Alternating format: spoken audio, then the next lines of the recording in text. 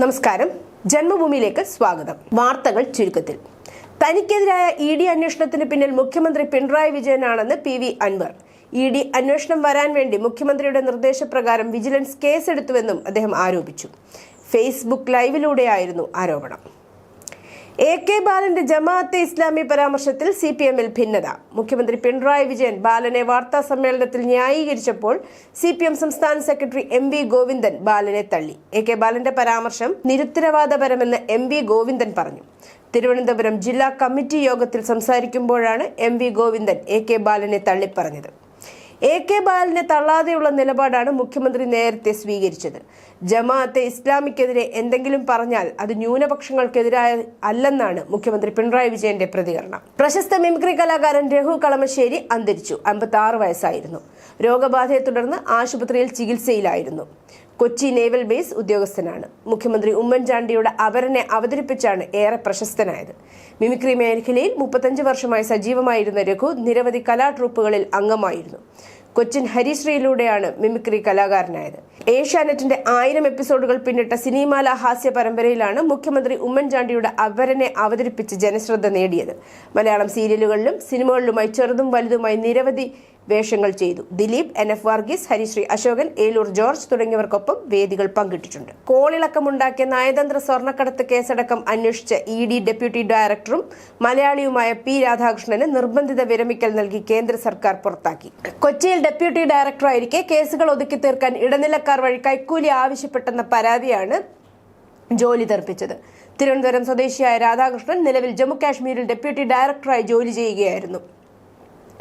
രാധാകൃഷ്ണനെതിരെ ഉയർന്ന പരാതികൾ ശരിയാണെന്ന് ED ഡയറക്ടറേറ്റ് നടത്തിയ ആഭ്യന്തര പരിശോധനയിൽ ബോധ്യപ്പെട്ടിരുന്നു. തുടർന്ന് ഇദ്ദേഹത്തെ നേരത്തെ തന്നെ സ്ഥലം മാറ്റിയിരുന്നുവെങ്കിലും ഇപ്പോൾ സർവീസിൽ നിന്ന് തന്നെ പുറത്താക്കാൻ തീരുമാനിക്കുകയായിരുന്നു. തെക്ക് ധനുവച്ചപുരം ബാലരാമപുരം മുതൽ വടകര വടക്ക് കണ്ണൂർ വരെ കേരളത്തിലുടനീളം ഒറ്റയടിക്ക് 15 ട്രെയിനുകൾക്ക് പുതിയ സ്റ്റോപ്പ് അനുവദിച്ച റെയിൽവേ. ആദ്യമായാണ് ഒറ്റയടിക്ക് 15 സ്റ്റോപ്പുകൾ അനുവദിക്കുന്നത്. ബീഹാർ സ്വദേശികളുടെ മാസം തികയാതെ പിറന്ന കുഞ്ഞിന് പാസ്പോർട്ട് നൽകി Kochi regional passport office. Bihar Madhubani സ്വദേശികളായ മുഹമ്മദ് തൻവീർ ആലത്തിന്റെയും ഗസാല അഫ്രോസ് ജഹാന്റെയും മകൻ അബ്ദുൾ റഹ്മാൻ തൻവീറിനാണ് പാസ്പോർട്ട് നൽകിയത്. സൗദിയിൽ King Fahad university of petroleum and മിനറൽസിൽ ഉദ്യോഗസ്ഥനാണ് മുഹമ്മദ് തൻവീർ. സൗദിയിലെ സ്കൂളിലെ അധ്യാപികയാണ് ഗസാല. വിവാഹം കഴിഞ്ഞ് 16 വർഷമായിട്ടും കുട്ടികൾ ഇല്ലാത്തതിനെ തുടർന്ന് മലയാളി സുഹൃത്തിന്റെ ഉപദേശപ്രകാരമാണ് കൊടുങ്ങല്ലൂരിലെ സ്വകാര്യ ആശുപത്രിയിൽ ചികിത്സ തേടിയെത്തിയത്. കുഞ്ഞിപ്പോഴും NICU-വിലാണ്. 2 ആഴ്ചത്തെ ലീവിനാണ് മുഹമ്മദ് തൻവീർ കേരളത്തിലെത്തിയത്. ഉടൻ തന്നെ മടങ്ങേണ്ടതിനാലാണ് വേഗത്തിൽ പാസ്പോർട്ടിന് അപേക്ഷിച്ചത്. കൊച്ചി റീജിയണൽ പാസ്പോർട്ട് ഓഫീസ് ഉദ്യോഗസ്ഥർ ആശുപത്രിയിലെത്തി ബയോമെട്രിക് വിവരങ്ങൾ ശേഖരിച്ചു. 5 ദിവസം കൊണ്ട് പാസ്പോർട്ട് നൽകി. തൃശൂർ സ്വദേശി അരുൺ ഗോകുൽ വരച്ച ഉദയ് എന്ന പയ്യൻ ഇനി ആധാറിന്റെ ഔദ്യോഗിക ചിഹ്നമാകും. ആധാർ കാർഡിന്റെ പ്രചാരണത്തിന് രാജ്യത്താകെ ഈ ചിഹ്നമാണ് ഇനി ഉപയോഗിക്കുക. ചിഹ്നം രൂപകൽപ്പന ചെയ്യുന്നതിനായി MyGov പ്ലാറ്റ്ഫോമിൽ നടന്ന ദേശീയ മത്സരത്തിൽ 875 എൻട്രികൾ ലഭിച്ചു. ഇതിൽ നിന്നാണ് അരുണിന്റെ ചിത്രം UID AI തിരഞ്ഞെടുത്തത്. ഉദയ് എന്ന പേര് ഭോപ്പാലിൽ നിന്നുള്ള റിയ ജെയിൻ ആണ് നിർദ്ദേശിച്ചത്. മകളുടെ വിവാഹത്തിനെത്തിയ പ്രവാസിയെ പോലീസ് മാലപൊട്ടിക്കൽ കേസിൽ കുടുക്കി ജയിലിലാക്കിയ കേസിൽ ഹൈക്കോടതി 14 ലക്ഷം രൂപ വരെ നഷ്ടപരിഹാരം വിധിച്ചു. എതിർകക്ഷികളായ SIP ബിജു, ASI-മാരായ യോഗേഷ്, T ഉണ്ണികൃഷ്ണൻ എന്നിവരിൽ നിന്ന് ഈ തുക ഈടാക്കുന്ന കാര്യം സർക്കാരിന് തീരുമാനിക്കാമെന്നും ഡിവിഷൻ ബെഞ്ച് നിർദ്ദേശിച്ചു. തലശ്ശേരി തജ്നാസിൽ VK താജുദ്ദീൻ 10 ലക്ഷം രൂപയും ഭാര്യ നസ്രീനയ്ക്കും 3 മക്കൾക്കും 1 ലക്ഷം രൂപ വീതവും നൽകാനാണ് ജസ്റ്റിസ് PM മനോജിന്റെ ഉത്തരവ്. സ്ഥിരം കുറ്റവാളിയായ ശരത് വത്സരാജാണ് യഥാർത്ഥ പ്രതിയെന്ന് പിന്നീട് തെളിഞ്ഞു. ഇയാൾ പിടിയിലാവുകയും ചെയ്തു. 6 മാസം പ്രായമുള്ള കുഞ്ഞിനെ ഹരിപ്പാട് സുബ്രഹ്മണ്യ ക്ഷേത്രത്തിലെ ആനയായ സ്കന്ദന്റെ കൊമ്പിലിരുത്തുകയും തുടർന്ന് നിലത്ത് വീഴുകയും ചെയ്ത സംഭവത്തിൽ കുട്ടിയുടെ പിതാവ് അറസ്റ്റിൽ. ആനയുടെ 2ാം പപ്പൻ കൂടിയായ കൊട്ടിയം ചിറവിള പുത്തൻ വീട്ടിൽ NS അഭിലാഷാണ് പിടിയിലായത്. സംഭവത്തിന് ശേഷം ഒളിവിലായിരുന്ന ഇയാളെ എറണാകുളത്തെ ഭാര്യ വീട്ടിൽ നിന്നാണ് ഇന്നലെ ഹരിപ്പാട് പോലീസ് അറസ്റ്റ് ചെയ്തത്. ആനയുടെ 1ാം പാപ്പാൻ പുനലൂർ കുമരംകുടി കുരിയനയം മാമൂട്ടിൽ വീട്ടിൽ ജിതിൻ രാജ് കഴിഞ്ഞ ദിവസം അറസ്റ്റിലായിരുന്നു. സർക്കാർ ജോലി നൽകണമെന്ന് തിരുവനന്തപുരം മെഡിക്കൽ കോളേജ് ആശുപത്രിയിൽ ചികിത്സ കിട്ടാതെ മരിച്ച ഓട്ടോ ഡ്രൈവർ വേണുവിന്റെ ഭാര്യ സിന്ധു. ഭർത്താവ് മരിച്ചിട്ട് 2 മാസമായെന്നും 2 പെൺമക്കളാണെന്നും അവർ ഒരു ചാനലിനോട് പറഞ്ഞു. ചികിത്സ കിട്ടാതെ വേണു മരിച്ച സംഭവത്തിൽ ഇന്നലെ അന്വേഷണ റിപ്പോർട്ട് വന്നിരുന്നു. കുറ്റക്കാർക്കെതിരെ നടപടിയെടുത്തില്ലെങ്കിൽ നിയമപോരാട്ടം ആരംഭിക്കുമെന്ന് സിന്ധു ഇന്നലെ തന്നെ വ്യക്തമാക്കിയിരുന്നു. നടിയെ ആക്രമിച്ച കേസിൽ വിചാരണ കോടതി ജഡ്ജിക്കെതിരെ ഗുരുതര പരാമർശങ്ങളുമായി സർക്കാരിന്റെ നിയമോപദേശത്തിനൊപ്പം ചേർത്ത സ്പെഷ്യൽ പബ്ലിക് പ്രോസിക്യൂട്ടർ വി അജികുമാറിന്റെ കുറിപ്പിലാണ് പരാമർശങ്ങളുള്ളത്. അപ്പീൽ സമർപ്പിക്കാൻ ശക്തമായ കാരണങ്ങളുണ്ടെന്ന് ഇതിൽ പറയുന്നു. കൂട്ടബലാത്സംഗം പോലെയുള്ള കേസുകളിൽ ശിക്ഷ വിധിക്കുമ്പോൾ പരിഗണിക്കേണ്ട മാർഗനിർദ്ദേശങ്ങൾ മേൽക്കോടതി പുറപ്പെടുവിച്ചിട്ടുണ്ട്. നടിയുടെ കേസിലെ ഉത്തരവ് ഇതിന്റെ ലംഘനമാണ്. കുറ്റക്കാരെന്ന് കണ്ടെത്തിയവർക്ക് പരമാവധി ശിക്ഷ നൽകിയിട്ടില്ല. ദിലീപ് ഉൾപ്പെടെയുള്ള പ്രതികളെ കുറ്റവിമുക്തരാക്കിയതും ശിക്ഷിക്കപ്പെട്ടവർക്ക് കുറഞ്ഞ ശിക്ഷ നൽകിയതും അപ്പീലിൽ ചോദ്യം ചെയ്യണം. കേസിൽ ഈ മാസം അവസാനത്തോടെ അപ്പീൽ നൽകാനാണ് നീക്കം. തൊണ്ടിമുതലിൽ കൃത്രിമം കാണിച്ചെന്ന കേസിൽ ശിക്ഷിക്കപ്പെട്ട മുൻ മന്ത്രി അഡ്വക്കേറ്റ് ആന്റണി രാജുവിനെതിരായ അച്ചടക്ക നടപടി ബാർ കൌൺസിൽ ഇന്ന് പരിഗണിക്കും. ബാർ കൌൺസിലിന്റെ 3-അംഗ അച്ചടക്ക സമിതിയാണ് വിഷയം പരിശോധിക്കുക. തൊണ്ടിമുതൽ കേസിൽ 3 വർഷത്തെ തടവ് ശിക്ഷ ലഭിച്ചതോടെ MLA സ്ഥാനം നഷ്ടമായ ആന്റണി രാജുവിന്റെ അഭിഭാഷക പട്ടവും നഷ്ടമാകുമോ എന്നുള്ളതാണ് ഇനി അറിയാനുള്ളത്. ആന്റണി രാജുവിനെതിരായ അച്ചടക്ക നടപടികളിൽ ഇന്ന് ചേരുന്ന ബാർ കൌൺസിൽ യോഗം നിർണായകമാണ്. കേസുമായി ബന്ധപ്പെട്ട പരാതികളെ തുടർന്നുള്ള നടപടികളുടെ ഭാഗമായി ആന്റണി രാജുവിനും ബന്ധപ്പെട്ട കക്ഷികൾക്കും ബാർ കൌൺസിൽ നോട്ടീസ് നൽകും.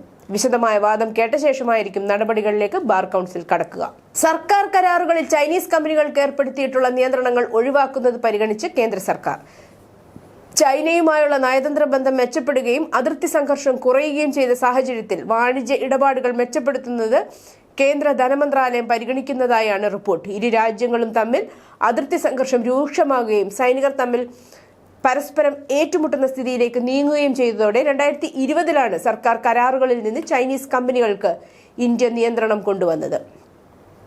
തുർക്കമാൻ ഗേറ്റിന് സമീപമുള്ള രാംലീല മൈതാനത്തിന് സമീപമുള്ള ഫൈസ് ഇ ഇലാഹി മസ്ജിദിന് സമീപം കോടതി നിർദ്ദേശിച്ച കയ്യേറ്റ വിരുദ്ധ നടപടിക്കിടെ ഡൽഹി മുനിസിപ്പൽ കോർപ്പറേഷൻ നടത്തിയ ഒരു ഡയഗ്നോസ്റ്റിക് സെന്റർ, ഒരു ഗസ്റ്റ് ഹൌസ്, ഒരു കമ്മ്യൂണിറ്റി ഹാൾ എന്നിവ പൊളിച്ചു മാറ്റിയതായി ഉദ്യോഗസ്ഥർ പറഞ്ഞു. ഡൽഹിയിലെ പൊളിക്കൽ നടപടിക്ക് മുമ്പും ശേഷവുമുള്ള ഡ്രോൺ ചിത്രങ്ങൾ കാണിക്കുന്നത് പള്ളിക്ക് കേടുപാടുകൾ സംഭവിച്ചിട്ടില്ല എന്നാണ്.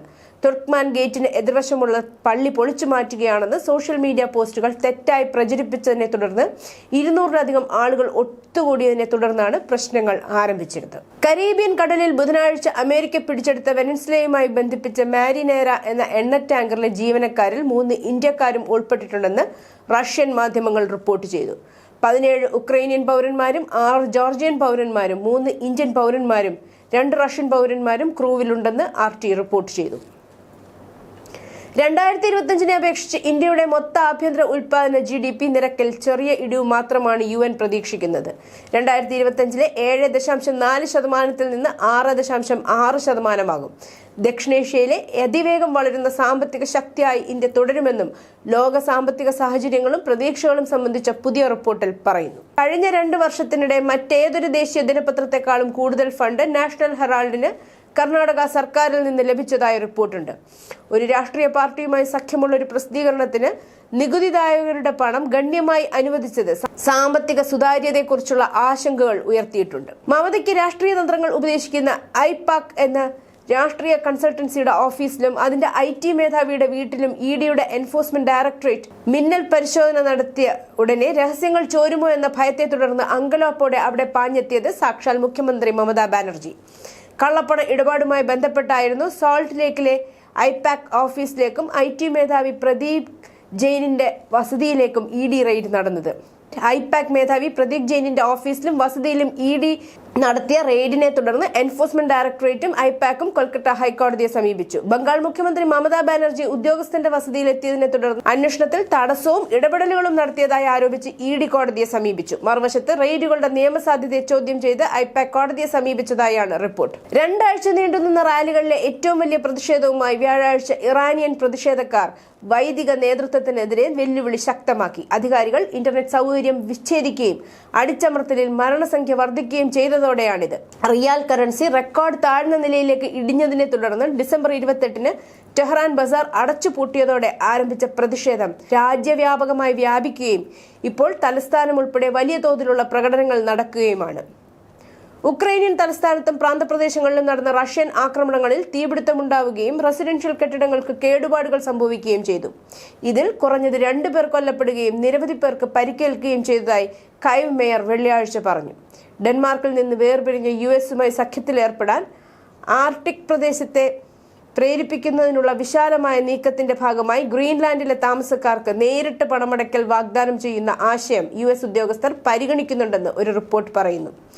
അന്തിമ തീരുമാനമൊന്നും എടുത്തിട്ടില്ലെങ്കിലും ട്രംപ് ഭരണകൂടത്തിനുള്ളിലെ സംഭാഷണങ്ങളിൽ ഒരാൾക്ക് $10,000 മുതൽ $1,00,000 വരെ ഒറ്റത്തവണ പേയ്മെന്റുകൾക്കുള്ള നിർദ്ദേശങ്ങൾ ഉൾപ്പെടുത്തിയിട്ടുണ്ടെന്ന് ആഭ്യന്തര ചർച്ചയെക്കുറിച്ച് പരിചയമുള്ള ആളുകളെ ഉദ്ധരിച്ച് റിപ്പോർട്ടുകൾ പറയുന്നു. News desk Janmabhumi.